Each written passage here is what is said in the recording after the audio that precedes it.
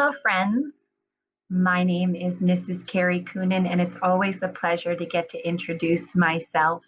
And this presentation is no exception for sure. We welcome you all to Raynor Country Day School's 2020-2021 school year, which has certainly started off in a very exciting manner. Although things may appear very different, the love, patience, kindness, and attention of our staff has never changed since Friday, March 13th. We hope that you appreciate the digital open house presentations we've organized for you this evening, and we look forward to a very exciting and adventuresome school year.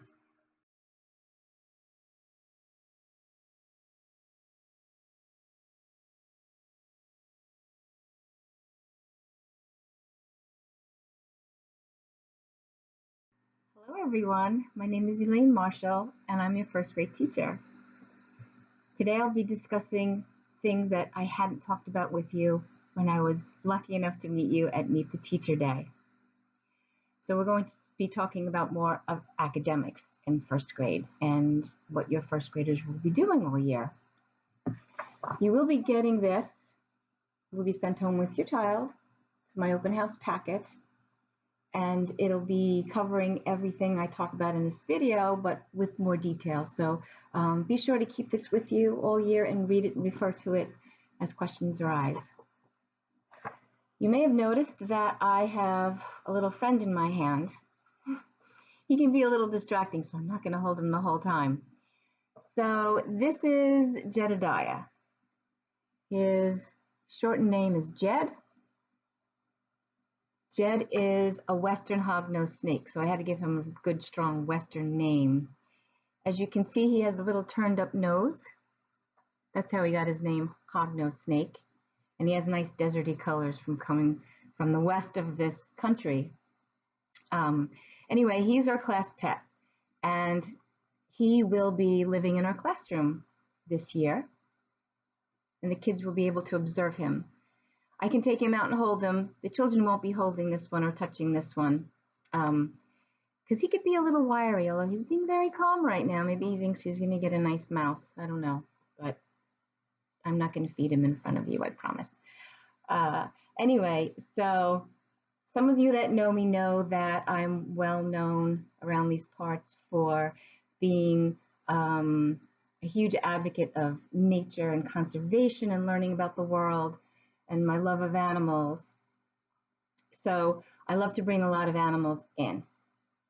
And so he and all my other animals are a big part of my science program. I am going to put him away in his little carry case so I can speak to you without being too distracted. I'm going to cover him up so he kind of rests for me. All right, Jed, take a break. All right. So, other things about me in the world of science. I generally run an after-school science program, which we will hope to start up at some point. So in the past, I've done every type of science with children possible: chemistry, physics, botany, biology. And at the end of the year, I usually run a rocketry club with the older 4th, 5th, and 6th graders, and we have a school-wide rocket launch, which is super exciting for everyone. So I'm really hoping to do that again this year. I also run the school science fair. So no matter what, we should be able to have a school science fair. Last year, Brookhaven National Lab did a virtual science fair. So I'm imagining if things go well, we would have it in-house. If not, we could also do it somehow on our computers and send the photos to BNL. And it worked because our school won not one, but 2 first places in my first grade class and in Miss O'Brien's 4th grade class. So we were so thrilled and excited that even in a very strange, different time, our school was still able to excel in the world of science. That made me extremely proud. So some things I didn't speak about at Meet the Teacher, some little facts that make me me. That's one of them. I have a clock. that has birds around it. So every hour on the hour, a different bird chimes. So this is a way that the kids can learn how to tell time by the hour, because they can look at that and go, oh, it's the 10 o'clock bird. Oh, it's straight up on the red finch. That means it's noon. It's the 12 o'clock bird. There's numbers on the clock and there's also birds. So if you hear some odd sounds, that's just the bird clock. So anyway, besides birds and bird watching, I love biking. I ride my bike all over the east end of Long Island. Before I was an education major, I took a lot of art classes. I was an art major in high school. So I love to bring a lot of creativity into my classroom. And every wall in my house is packed with photos and paintings of local artists and artists that I've collected from my travels, and also my own art. And I love to just fill every single space in the halls and my classroom with your children's beautiful, wonderful, creative art creations. So that will be happening from the very beginning. Let's see. I also love to travel. I've traveled to almost every country in Central America and South America. I speak a little Spanish and a little Italian, so I can get around pretty well. And as you already have heard, I am a herpetoculturist. The study of herpetology is the study of reptiles and amphibians. So I'm not a herpetologist, but I am a herpetoculturist, which means I keep and raise them in my home and in my classroom. And 2 years ago, I brought in a young poison dart frog that hadn't fully metamorphosed into an adult frog. So my kids got to see the changes that a frog goes through as we learned about rainforest animals and life cycles right in the classroom. It turned into a full-grown poison dart frog. It was very exciting for the kids to check every day to see how she was coming along. And she's perfectly fine and beautiful and living with her parents at my house. And as we go through the different science lessons and units, I hope to bring in all of my animals, and the kids will be able to see these fabulous creatures up close and personal. My husband got me into fishing, so we've been known to surf cast and fish, and we love to go hiking, and I love to take pictures. I'm very, very well into photography. So we'll take lots of pictures and share those with you. I feel having as many hobbies as possible creates a well-rounded teacher. And when you have a well-rounded personality, you can connect with so many more students. I might have a shy little one that really doesn't feel comfortable, but he's an avid fisherman. And I can talk tuna fishing, shark fishing, fluke, flounder, bass. I can talk about clams and scallops and all kinds of things. And so you can make those individual connections with each child. That's the most important thing from the very first meeting. So onward to my program. I'm going to start with ELA. In ELA, I use the Better Than Basil system. It was developed by a teacher. And who knows better how to teach kids than teachers than these big textbook companies, right? This is my opinion. So what it is it's based on books written by well-loved authors. And the children love this because it's based on books that they know. Oh, I read that book, or Miss Kate read that to us in kindergarten. I love that book. Can you read it again? And yes, we read it several times over the week that we're using that book. So we use books like this one, my favorite series, the Pigeon books. I love Mo Willems. I love Jane Yolen. And also, of course, Eric Carle. Every child's read at least one Eric Carle book, right? So we work on those books every week, and every week we'll pick a different skill, whether they have to retell the story in order or whether they have to write details about the characters, so they will learn to practice their skills through these well-loved books. And the grammar program is connected to the book, because every week we also take a sentence out of one of the books. It's called a mentor sentence, and we work on that sentence in grammar, which means maybe we'll be covering nouns at first. So if we look at the nouns the first week of school, we'll be using the kissing hand, the raccoon story of the little raccoon who's nervous to go to school and leave his mommy. And the mentor sentence, I believe, is I want to play with my friends. So we'll be using nouns, and friends is a noun. Um, and so we'll be studying that the first week. And every week it's a different book, different sentence. So the ELA program is very connected. And it goes along with writing too. They can write about what they like to do with their friends. Let's see. So we talked about grammar. Going along with that is spelling. So every week they get a different spelling list with a different specific rule. We will begin with short vowels. So each group of children, based on their ability, will get a spelling list. And they'll work on that every night for homework after going over the rule in school. Generally, every Monday morning is introduction to the rule and then a pre-test. If your child gets 100 on the pre-test on Monday, they need not do spelling homework for the whole week because they already got their 100. They know those words. We'll move them on. So their reward is no spelling homework for the week, no post-test on Friday. If they miss more than one, if they miss one or more, then they'll do those words for homework every night and then have the post-test on Friday. And what we do is we have a choice board. It's a tic-tac-toe board. You don't need to do tic-tac-toe 3 in a row, but it's great for differentiation because children like to do things in different ways. So maybe this child wants to write his words 3 times each tonight. Maybe tomorrow night he would like to look up his words in a dictionary. If they're not up to doing that, because that's what differentiation is all about. If your child has a high reading level and is able to use the dictionary, they can do that. If they would rather just use their words in sentences, they can do that too. And we're going to add many more exciting tic-tac-toe choices because if we learned anything from homeschooling, we learned that kids can go outside and write their words on a hopscotch board and jump on each word and spell those words. We won't be doing that in school. Actually, we probably could in some way, but you can do it at home and you can take a picture of it and send it to me.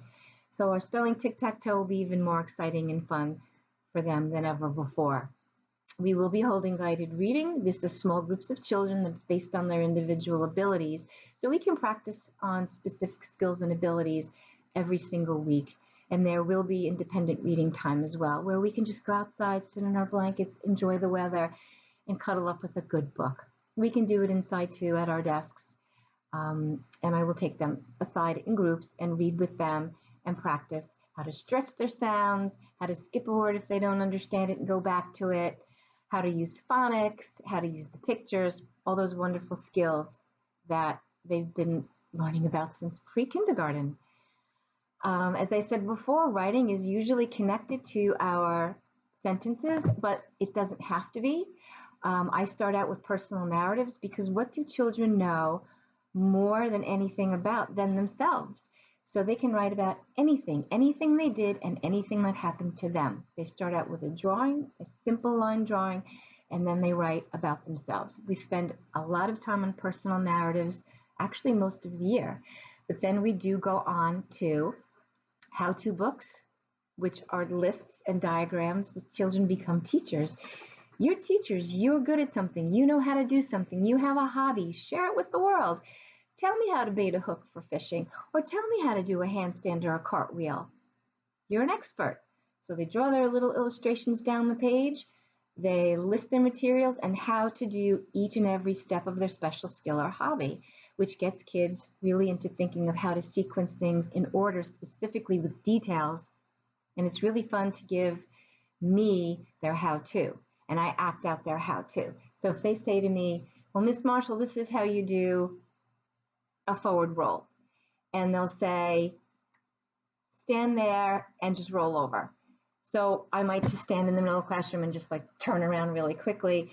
And they'll go, no, that's not how you do it. And I'll say, well, you have to be more specific with your directions. If I'm going to follow your directions, you have to tell me to squat down, put my hands on the floor, tuck my head, kick off with my legs, roll forward, put my feet down, stand up. So even a how-to book can be very specific and very detailed.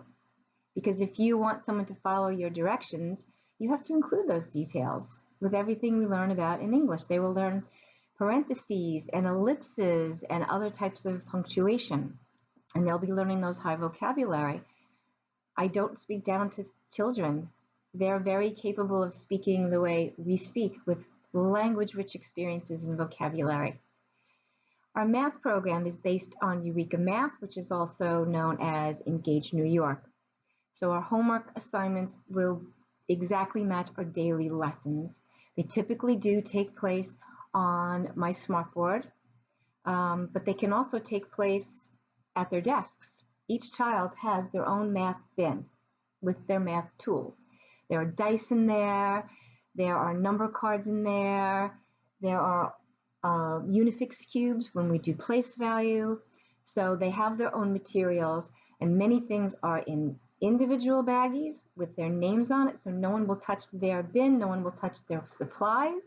And if for any reason we have to break, then that bin can go right home to you, and you can continue to use your math tools at home. So when we need our math tools, each child will go get their bin, sit at their desk, and work with their math tools while I'm showing them on my smartboard underneath my document camera. So they do a lesson, they have a problem set to finish and an exit ticket and homework for home that matches our assignments. You can go on Eureka Math and you can look at the daily lesson and you can look at the answers to homework. It's eurekamath.org, I think.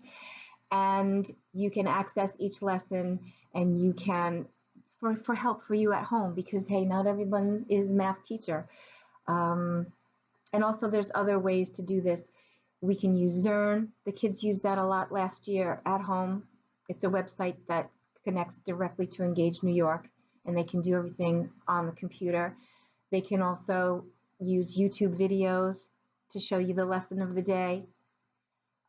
So don't panic about the Engage New York because, excuse me, a little dry after speaking so much.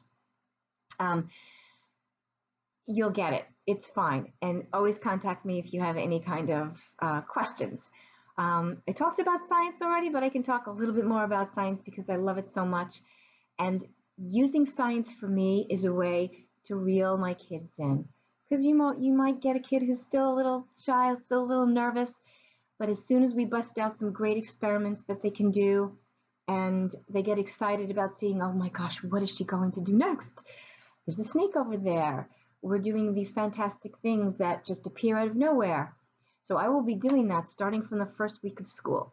Everything will be individual at their desks, but they will experience everything that my students have experienced in the class as one giant group.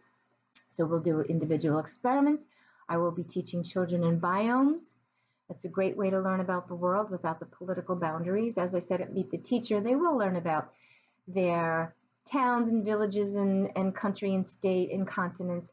They'll get all that as an intro, but it's so much more gentle and beautiful to learn about the world as biomes. Biome, bi from biological, omes from the word homes, biological homes, biomes.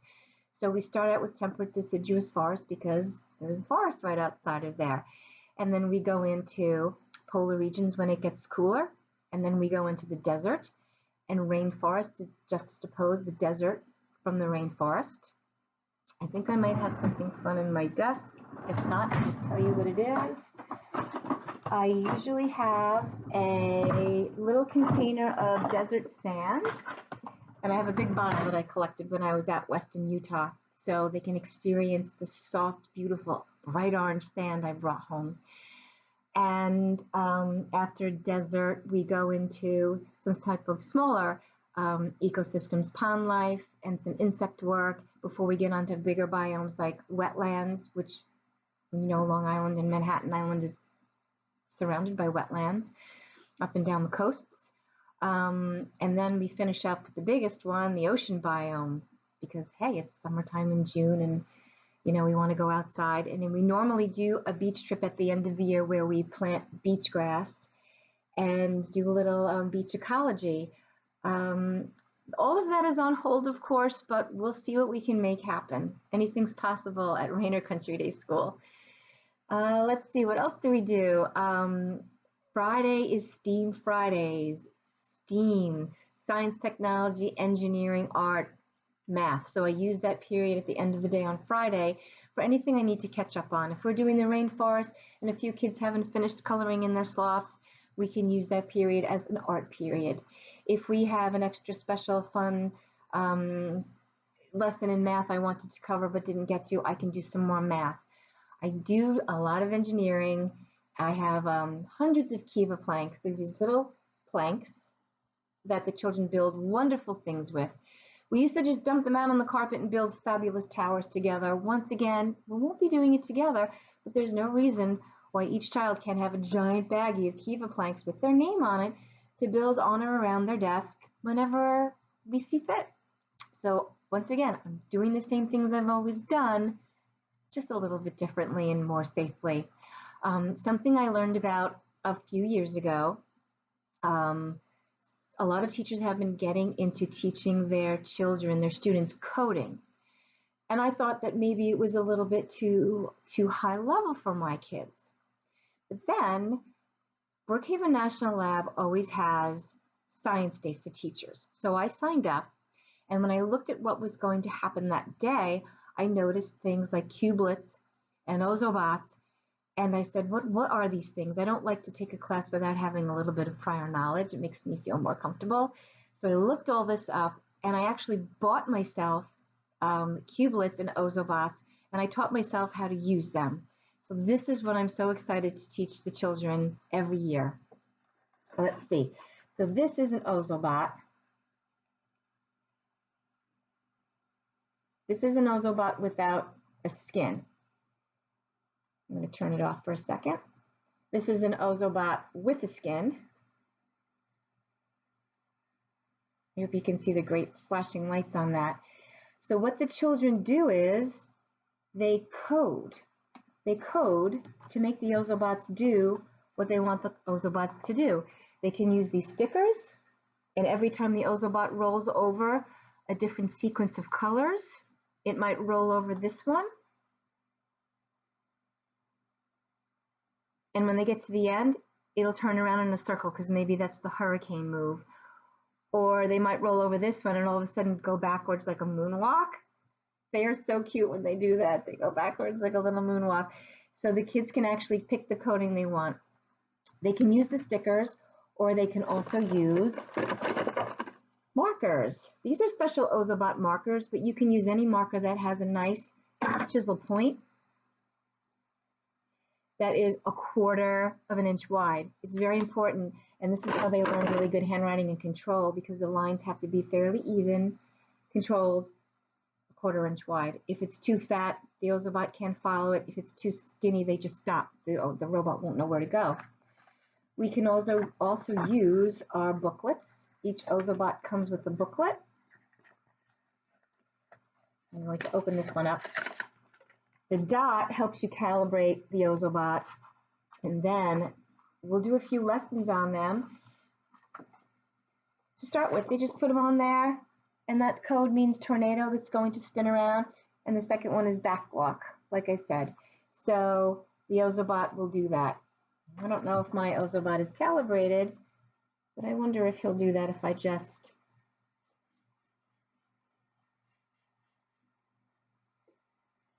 let's do that again, just in case that was kind of hard to see. Let's see.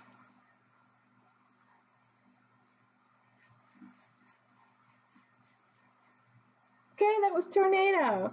And the kids feel so powerful and so smart when they make these robots do whatever they want to make them do. So I'm extremely happy to do that. In the past, we've had to share them.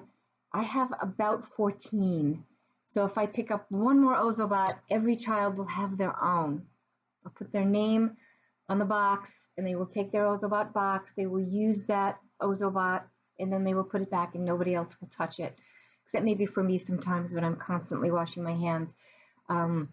So if any of you would like to make a class donation, ozobot, get them on Amazon, get them on ozobot.com. I could use 2 more, but I think because one of mine doesn't work really quite well, I bought a few. I could use definitely 2 more. 1 more I think would put us over the edge though, and that would be brilliant. And thank you if you want to make any class donations. Cubelets or Rosabots. Cubelets are magnetic modular robots that when you put them together, they act together, and they're amazing because you can make all kinds of lighting up things and things that make noises, and the kids just slap them together and twist and turn, and they do all fabulous things. So I got into robotics and engineering in a big way the last few years.